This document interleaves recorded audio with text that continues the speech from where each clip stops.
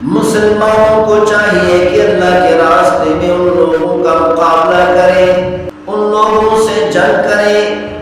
جو دنیا کی زندگی کو خرید رہے ہیں، جنہوں نے دنیا کی زندگی کو آخرت کی زندگی کے بدلے میں خریدا ہوا ہے،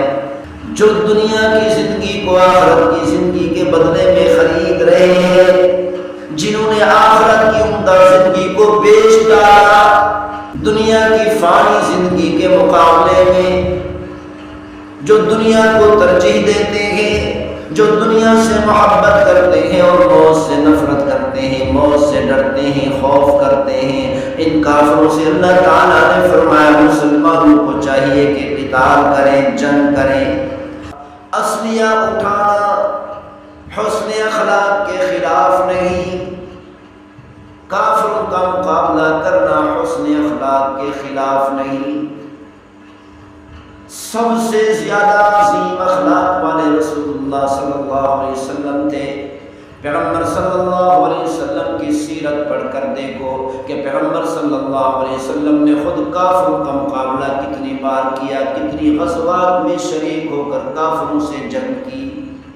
اگر کافروں کے مقابلے میں، ظلم کرنے والوں کے مقابلے میں اسلحہ اٹھانا، ظلم کرنے والوں کے مقابلے میں جنگ کرنا اگر حسن اخلاق کے خلاف ہوتا تو آخر الزمان نبی صلی اللہ علیہ وسلم کافروں کے مقابلہ کرنے کے لیے جنگ میں نہ جاتے، غزوات میں شریک نہ ہوتے۔ جبکہ ہم دیکھتے ہیں کہ آخر الزمان نبی صلی اللہ علیہ وسلم غزوات کے اندر، جنگ کے اندر سب سے آگے آگے ہوتے تھے۔ بعض اوقات صحابہ کرام پیچھے بھاگ جاتے تھے، جیسا کہ غزوہ حنین میں ہوا۔ غزوہ حنین میں روایت کرنے والے صحابی فرماتے ہیں کہ میں نے اپنی آنکھوں سے رسول اللہ صلی اللہ علیہ وسلم کو دیکھا جب اچانک تیر برسنے لگے، اچانک کافروں نے حملہ کر دیا صحابہ کرام پر، تو صحابہ کرام تتر بتر ہو گئے، خوف زدہ ہو گئے، میدان جنگ سے بھاگنے لگے۔ لیکن میں نے دیکھا محبوب صلی اللہ علیہ وسلم کو تیروں کی بارش کے اندر بھی اپنی سواری کو دوڑا کر کافروں کی طرف جانا چاہ رہے تھے۔ تو صحابی نے دیکھا کہ میں نے اپنی آنکھوں سے رسول اللہ صلی اللہ علیہ وسلم کو غزوہ حنین میں دیکھا کہ پیغمبر صلی اللہ علیہ وسلم تمام کے تمام صحابہ کرام سے سب سے بڑے بہادر تھے، بڑی بہادری سے مسلمانوں کی صف میں کھڑے ہو کر کافروں کا مقابلہ کیا۔ تو اسی لیے اللہ تعالیٰ یہ فرمانا چاہتے ہیں کہ اے مسلمانوں، اگر تم ظلم و ستم سے بچنا چاہتے ہو اور کمزور مسلمانوں کو ظلم و ستم سے بچانا چاہتے ہو، اس کا ایک ہی راستہ ہے، ایک ہی طریقہ ہے کہ کافروں کے مقابلے میں کھڑا ہونا پڑے گا، کافروں کے مقابلے میں جنگ کرنی پڑے گی۔ اللہ تعالیٰ نے اپنی عادت بنا لی، اپنا طریقہ بنا لیا کہ اللہ تعالیٰ مسلمانوں کے ذریعہ سے کافروں کو رسوا کرتے ہیں، ذلیل کر دیتے ہیں، تباہ و برباد کر دیتے ہیں۔ اگر مسلمان اسلحہ نہیں اٹھاتے تو اللہ تعالیٰ کافروں کو مسلمانوں پر غلبہ عطا کر دیتے ہیں۔ اللہ تعالیٰ بڑی طاقتور ذات ہے، جس کو چاہے غلبہ عطا کر دے، جس کو چاہے فقیر کو چاہے بادشاہ بنا دے، بادشاہ کو چاہے فقیر بنا دے۔ تو اللہ تعالیٰ نے فرمایا وَيَنصُرْكُمْ عَلَيْهِمْ، او مجھ پر ایمان رکھنے والوں،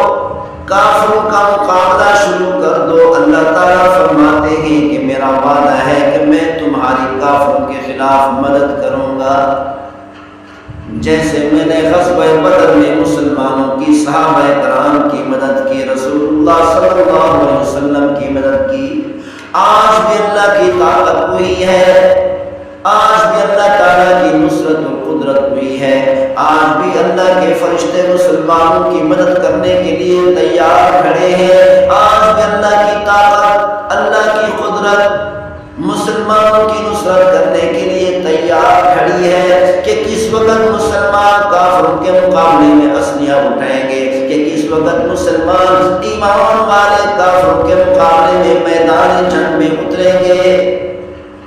کہ اللہ تعالیٰ کی مدد آ کر مسلمانوں کو کافروں پر غلبہ عطا کر دے۔ وَيَتُوبُ اللَّهُ عَلَىٰ مَن يَشَاءُ، تو اللہ تعالیٰ نے فرمایا اللہ تعالیٰ جس کو چاہتا ہے اس کی توبہ قبول فرما لیتے ہیں، لیکن اللہ تعالیٰ کی عادت ہے، اللہ تعالیٰ کا طریقہ ہے کہ اگر مسلمان کافروں کا مقابلہ نہیں کریں گے تو کسی صورت میں بھی مسلمانوں کو اللہ تعالیٰ کافروں پر غلبہ عطا نہیں کریں گے۔ مسلمانوں کی تاریخ اٹھا کر دیکھیں، کوئی ایسا زمانہ نہیں کہ جس زمانے کے اندر مسلمانوں نے کافروں کا مقابلہ چھوڑ دیا ہو اور اللہ تعالیٰ نے مسلمانوں کو کافروں پر غلبہ عطا کیا ہو۔ مسلمانوں کی تاریخ ہے، تاریخ پڑھ کر دیکھیں کہ جس دور کے اندر جس زمانے کے اندر مسلمانوں نے اسلحہ اٹھایا، تلوار اٹھائی، تو اللہ تعالیٰ نے مسلمانوں کو دنیا کے اندر حکمرانی عطا کر دی۔ کہا جاتا ہے کہ ہارون الرشید آدھی دنیا کا بادشاہ تھا،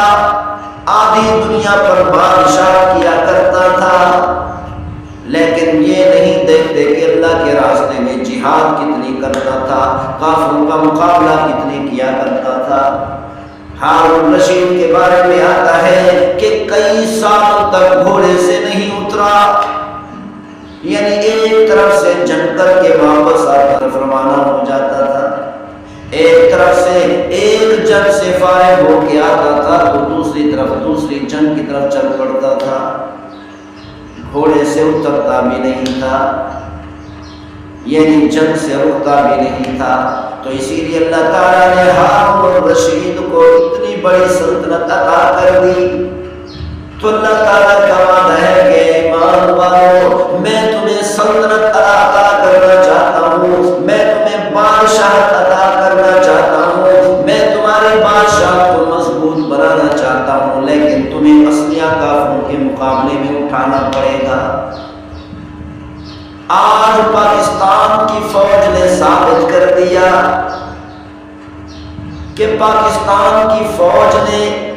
بھارتی فوج کے دانت توڑ دیے۔ آج ثابت ہو گیا کہ جب تک مسلمان کافروں کے مقابلے میں اسلحہ نہیں اٹھائیں گے اس وقت تک کبھی غلبہ حاصل نہیں ہو سکتا۔ جب مسلمان، چاہے مسلمان گناہگار ہی کیوں نہ ہو، چاہے مسلمان بے نمازی ہی کیوں نہ ہو، کتنا بڑا گناہگار ہے، جب مسلمان کافروں کے مقابلے میں اسلحہ اٹھاتا ہے، کافروں کا مقابلہ کرتا ہے، تو اللہ تعالیٰ کافروں کو ذلیل و رسوا کر دیتے ہیں۔ جیسے پاکستانی فوج نے بھارتی فوج کے مقابلے میں اسلحہ اٹھایا، بھارتی فوج کا مقابلہ کیا، تو اللہ تعالیٰ نے بھارتی فوج کو، بھارتی حکومت کو، بھارتی ملک کو پوری دنیا کے اندر ذلیل و رسوا کر دیا۔ آج وہ معافیاں مانگ رہے ہیں، اپنی شکست کو تسلیم کر رہے ہیں۔ اللہ تعالیٰ نے پاکستانی فوج کو دنیا کے اندر عزتیں عطا کر دی،